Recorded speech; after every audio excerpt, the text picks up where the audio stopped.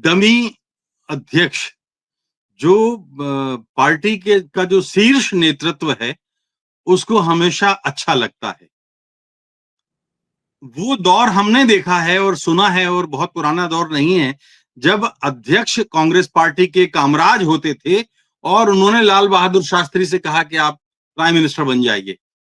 मोरारजी देसाई जैसे लोग थे जिनको उन्होंने नहीं कहा और लाल बहादुर शास्त्री प्राइम मिनिस्टर बने।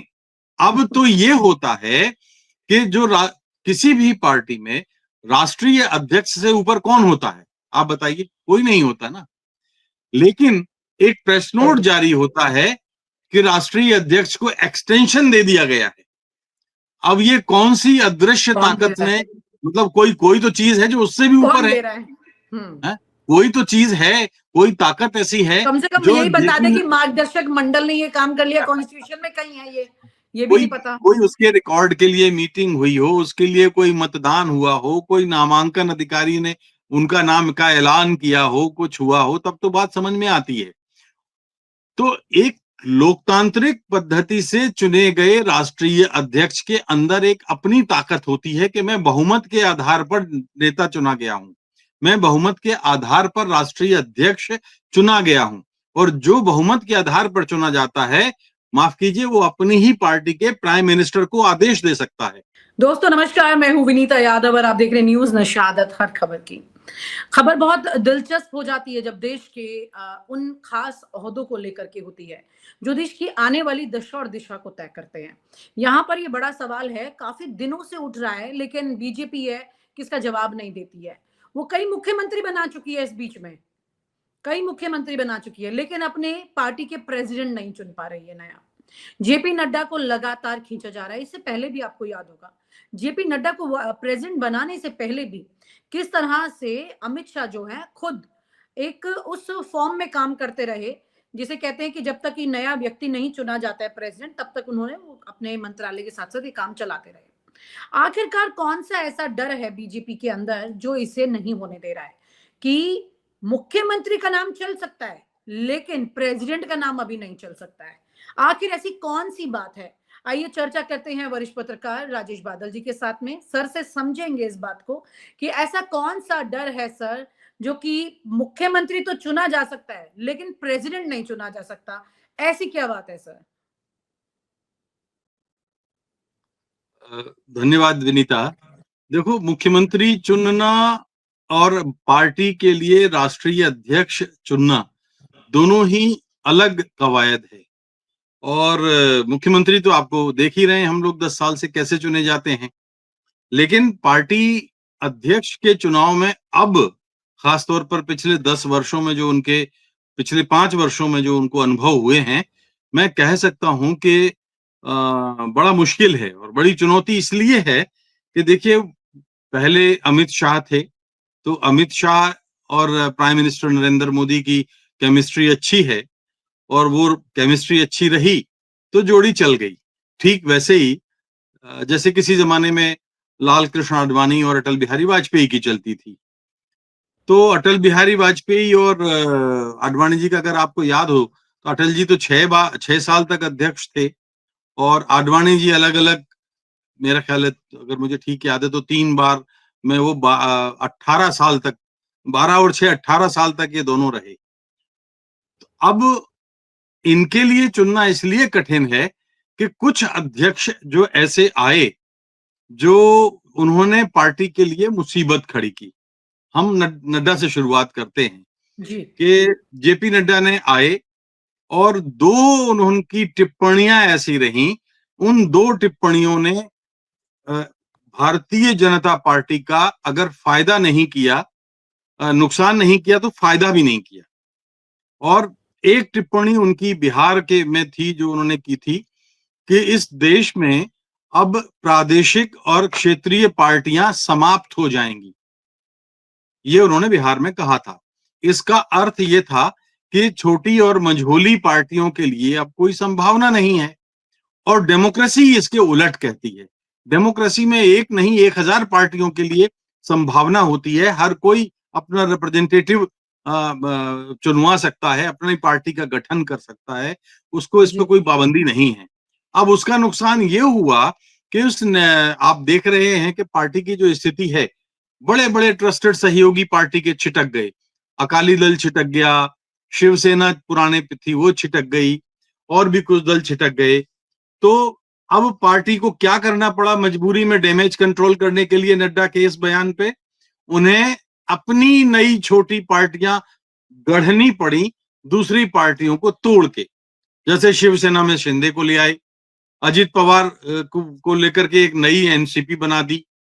तो इस तरह से उन्होंने प्रयोग शुरू किए उस एक बयान का डैमेज कंट्रोल करने के लिए। जी। दूसरा बयान ये था नड्डा का कि अब आरएसएस की हमको जरूरत नहीं है। अब ये अगर कोई पढ़ा लिखा और बौद्धिक बयान होता तो शायद इसका कुछ लोग विश्लेषण भी करते, लेकिन हम सब जानते हैं कि भारतीय जनता पार्टी के भीतर जो आरएसएस का काडर है, जो कार्यकर्ता है, करीब करीब 50% हैं लोग जो आरएसएस से निकल के आए हैं। तो जाहिर सी बात है पार्टी का राष्ट्रीय अध्यक्ष जब इस तरह का बयान देगा तो वो खुश तो नहीं होंगे, आज भी नहीं है। और उस वक्त भी उन्होंने ये कहा था कि ये जो है अपनी माँ को की आलोचना कर रहे हैं, जिस कोख से राष्ट्रीय स्वयंसेवक संघ की कोख से बीजेपी का जन्म हुआ है, ये उसको ही नकार रहे हैं। तो अब इनके संस्कारों को क्या कहा जाए? ये पार्टी के भीतर बहुत गंभीर मंथन चल रहा है। लेकिन आधुनिकीकरण के नाम पर प्रधानमंत्री नरेंद्र मोदी और अमित शाह जो पूर्व अध्यक्ष हैं, वो उसको मोदी कांग्रेस बनाने पर तुले, यानी दूसरी पार्टियों का शिकार करो और अपने पार्टी में लाओ। तो ये पार्टी की जो परंपरागत चाल चरित्र चेहरा है उसको मेल नहीं खाती। एक और अध्यक्ष हुए थे, आपको याद है, क्योंकि अब देखिए हर आदमी तो अटल आडवाणी हो नहीं सकता। आपको याद है बंगारू लक्ष्मण का मामला क्या हुआ था? जी उनको जी। पैसा लेते ऑन कैमरा पकड़ा गया था, राष्ट्रीय 1 अध्यक्ष लाख थे, रुपए। 1 लाख का। अब आरोप, वैसे नितिन गडकरी एक बहुत ही शानदार इंसान हो सकते थे, लेकिन उनको किसी तरह से षड्यंत्र पूर्वक घोटाले में फंसाया गया और उनको फिर वहां से इस्तीफा देने पर बाध्य होना पड़ा। तो वो ऐसे हो गए। तो ऐसे अध्यक्ष अब उनको, ऐसे जो पुराने अनुभव हुए हैं वो मुझे नहीं लगता। और मुझे ये हो सकता है कि हालांकि ये आसान काम नहीं है, क्योंकि नाम तो इनके ऊपर पास कोई नया है ही नहीं। शिवराज सिंह चौहान का नाम ये चला जरूर रहे हैं संघ के दबाव में, लेकिन ना तो नरेंद्र मोदी उनको पसंद करते हैं और ना अमित शाह उनको पसंद करते हैं। अलबत्ता गणित ये बन सकता है कि अमित शाह खुद एक बार फिर संगठन की कमान संभाल लें, लेकिन तब ये एक व्यक्ति दो पद का जो फॉर्मूला है उसका क्या होगा, उसका काट निकालने में देरी हो रही है।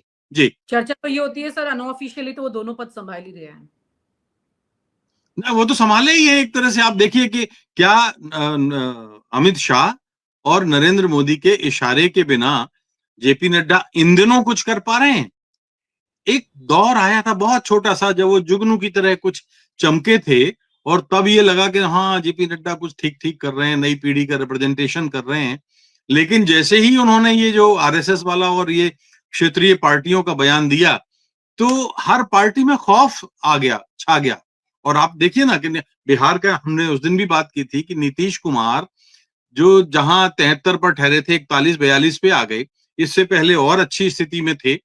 तो उन्होंने, उनका क्या हाल हुआ, चिराग पासवान का क्या हाल हुआ, दूसरे उन्होंने दो फाड़ कर दिया अपने सहयोगियों को, उसमें उद्धव ठाकरे का क्या हाल हुआ। तो ये जो चीजें हैं, ये हर छोटी और मझोली पार्टी में डर पैदा करती हैं। जब शासन कर रही पार्टी के बारे में, सत्ता पर बैठी पार्टी के बारे में डर या खौफ पैदा हो जाए, तो समझिए कि ये लोग अच्छा लोकतंत्र नहीं है, हेल्दी डेमोक्रेसी नहीं है। जी।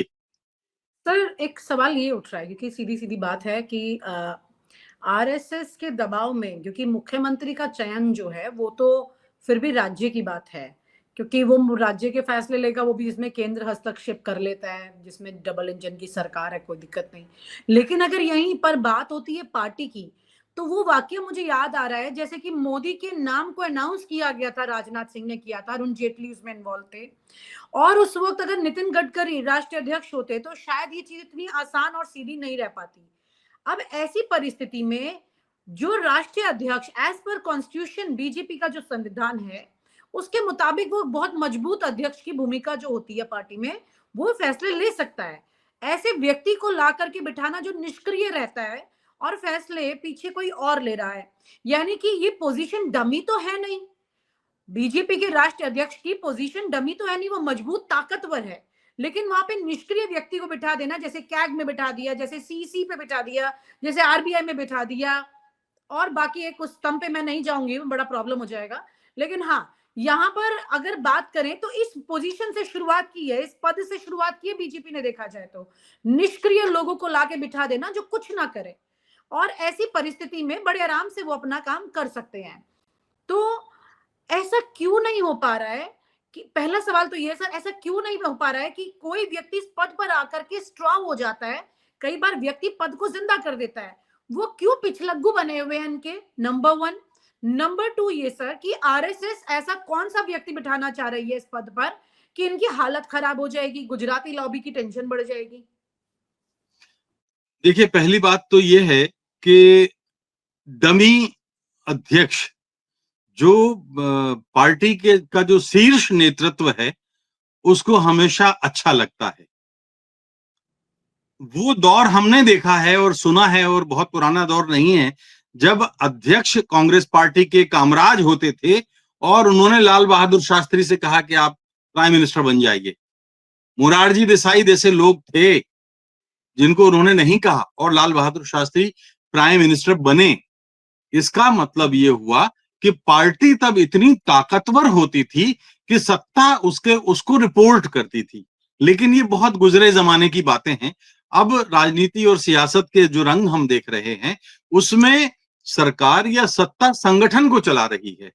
तो डमी की जो शब्द आपने इस्तेमाल किया बिल्कुल ठीक है। आपको क्या याद आता है कि भारतीय जनता पार्टी में अध्यक्ष पद के लिए आखिरी बार वोटिंग कब हुई थी? याद आता है आपको? पिछली बार मतदान कब हुआ था? अब तो ये होता है कि किसी भी पार्टी में राष्ट्रीय अध्यक्ष से ऊपर कौन होता है? आप बताइए, कोई नहीं होता ना। लेकिन एक प्रेस नोट जारी होता है कि राष्ट्रीय अध्यक्ष को एक्सटेंशन दे दिया गया है। अब ये कौन सी अदृश्य ताकत ने, मतलब कोई तो चीज है जो उससे भी ऊपर है? कोई तो चीज है, कोई ताकत ऐसी है, कम से कम जो यही बता दे कि मार्गदर्शक मंडल ने ये काम कर लिया कॉन्स्टिट्यूशन में, कहीं है ये भी नहीं पता। कोई उसके रिकॉर्ड के लिए मीटिंग हुई हो, उसके लिए कोई मतदान हुआ हो, कोई नामांकन अधिकारी ने उनका नाम का ऐलान किया हो, कुछ हुआ हो, तब तो बात समझ में आती है। तो एक लोकतांत्रिक पद्धति से चुने गए राष्ट्रीय अध्यक्ष के अंदर एक अपनी ताकत होती है कि मैं बहुमत के आधार पर नेता चुना गया हूं, मैं बहुमत के आधार पर राष्ट्रीय अध्यक्ष चुना गया हूं। और जो बहुमत के आधार पर चुना जाता है, माफ कीजिए, वो अपनी ही पार्टी के प्राइम मिनिस्टर को आदेश दे सकता है।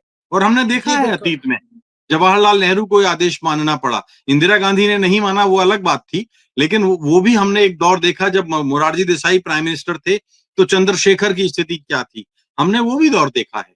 तो कहने का मतलब यह है कि लेकिन अब वो स्थितियां बहुत बदल गई हैं। अब जो बड़े नेता हैं राष्ट्रीय अध्यक्ष के पद पर, ऐसा कोई नेता नहीं चाहते जिनसे वो उनके पद को खतरा हो, वो एक असुरक्षित महसूस करें। और आजकल कुछ ऐसी सियासत हो गई है कि वो हर सामने वाले से वो अपने भय में रहते हैं।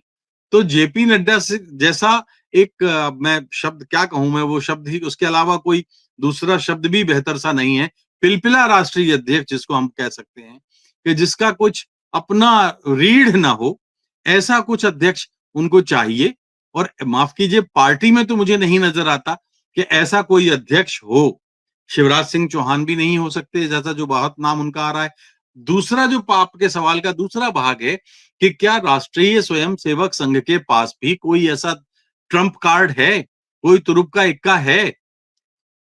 मुझे लगता है आरएसएस के पास इसकी चाबी हो सकती है, बशर्ते आरएसएस की चले। आरएसएस के पास लेकिन आरएसएस की तो चल रही है। कुछ मुख्यमंत्री जो दिल्ली की बात करें, महाराष्ट्र की बात करें, या फिर आप हरियाणा की बात कर लीजिए, तो यहाँ पे आरएसएस की भी मर्जी शामिल रही है मुख्यमंत्री बनाने में, और दिल्ली में तो ज्यादा परसेंटेज रही है बनाने के लिए। देखिए, मैंने शुरुआत में ही कहा कि मुख्यमंत्री बनाने में और राष्ट्रीय अध्यक्ष बनाने में बहुत फर्क है। और कैसा फर्क है, आप हमने शायद पिछले किसी डिबेट में बात की थी कि आम आदमी पार्टी को मैं हमेशा से भारतीय जनता पार्टी की बी पार्टी मानता रहा हूं। बी पार्टी का मतलब यह है कि जो ए पार्टी का सुप्रीमो है वो अपनी बी पार्टी के कैप्टन को तो जिंदा रख सकता है, वो उसको अपने फरमाइशी प्रतिपक्ष की भूमिका अदा करने का काम तो दे सकता है, लेकिन वो बी कभी नहीं चाहेगा कि बी टीम का कैप्टन ए टीम का कैप्टन बन जाए। तो मुख्यमंत्री तो वो आरएसएस को बनवाने दे सकता है, लेकिन वो ऐसा कोई राष्ट्रीय अध्यक्ष बनवाने में उनकी नहीं सुनेगा जो कि प्राइम मिनिस्टर के लिए खतरा बन जाए। जी जी, यानी कि अभी अगर कोई राष्ट्रीय अध्यक्ष आरएसएस के मुताबिक आ गया तो ये तो बात साफ है कि जो एक बड़ा वर्चस्व बनाने की कोशिश एक लॉबी की रही है वो छिन्न भिन्न हो जाएगी और रातों रात जिसे कहते हैं अर्श से फर्श पर आ जाएगी। और ऐसा मुमकिन इसलिए हो सकता है क्योंकि पिछले 5 साल में, स्पेसिफिकली 10 साल में से पिछले 5 साल में जो रहे मोदी सरकार के सेकेंड टर्म जो रही उसमें काफी कुछ जो जिन बातों का जिक्र सर आपने भी किया कि आरएसएस को हीन भावना में ला करके खड़ा कर दिया गया था, अब वो वापस आगे फॉरवर्ड आना चाह रही है उसमें, और कंट्रोलिंग पावर अपने हाथ में चाहती है। जब सत्ता आती है तो कंट्रोल किसके हाथ में, इसकी लड़ाई शुरू हो जाती है। और ये सबसे बड़ी लड़ाई इस वक्त इन दो के बीच में चल रही है, पार्टी और संगठन के बीच में। शायद इसी वजह से अभी तक ये नाम तो आया है और उम्मीद ये भी नहीं की जा रही सर अभी तो जल्दी आ भी जाएगा भी नाम। देखिए, राष्ट्रीय स्वयंसेवक संघ के लिए ना ये बहुत ही नाजुक वक्त निकल रहा है। हम लोग बायोलॉजी में एक मुहावरा पढ़ा करते थे, स्ट्रगल फॉर एग्जिस्टेंस, यानी अपने अस्तित्व के लिए संघर्ष। जब नड्डा ने उस पुड़िया को, उस तिलिस्म को उजागर कर दिया कि भाई बीजेपी आरएसएस को भाव नहीं देती, बीजेपी आरएसएस के महत्व को कमतर मानती है, तब आरएसएस को लगा। और अब आरएसएस अपने लिए दोबारा अपनी दुनिया गढ़ने की, रचने की कोशिश कर रही है। और ऐसे में मुझे लगता है कि राष्ट्रीय स्वयंसेवक संघ को अब आने वाले दिनों में हम थोड़ा सा आक्रामक होते हुए भी देखेंगे। अफसोस की बात यह है कि आरएसएस के लोग जिन मुद्दों पर आक्रामक होते हैं वो मुद्दे उनको अपनी ही पार्टी के अंदर प्रभाव पैदा करने में सक्षम नहीं है। वो एक जन धारणा तो बना सकते हैं हिंदू राष्ट्र बनाने को लेके या नाम बदल देने को लेके या किसी भी बात अल्पसंख्यकों के बारे में, लेकिन उससे बीजेपी को क्या फर्क पड़ता है। लोग तो यही समझते हैं कि यही तो बात बीजेपी कहती है, तो बीजेपी की नीतियों पर ही तो आरएसएस चल रहा है, या आरएसएस की नीतियों पर ही तो बीजेपी चल रही है। ये बात जी, लेकिन ये फर्क के साथ अभी सत्ता के सुख भोगने का भी फर्क यहाँ बड़ा आ गया है, किसको कितना कमाना है ये फर्क भी यहाँ पर आ गया है, किसकी जेब में कितना जा रहा है। बहुत सारी चीजें हो गई हैं, पर्दे के पीछे चल रही हैं। आम जनता बेचारी भोली भाली, उसे समझ में आता नहीं है। शायद इन सब चर्चाओं से उन्हें समझ में आया कि पर्दे के पीछे कहानी क्या है। बहुत बहुत शुक्रिया sir, thank you so much for sharing your thoughts with us. Thank you sir. और आप हमसे जुड़े रहने के लिए सब्सक्राइब करें YouTube पर, फॉलो करें Twitter पर और लाइक करें Facebook पर। और ज्यादा जानकारी के लिए आपको टाइप करना होगा सिर्फ न्यूज़ नशा।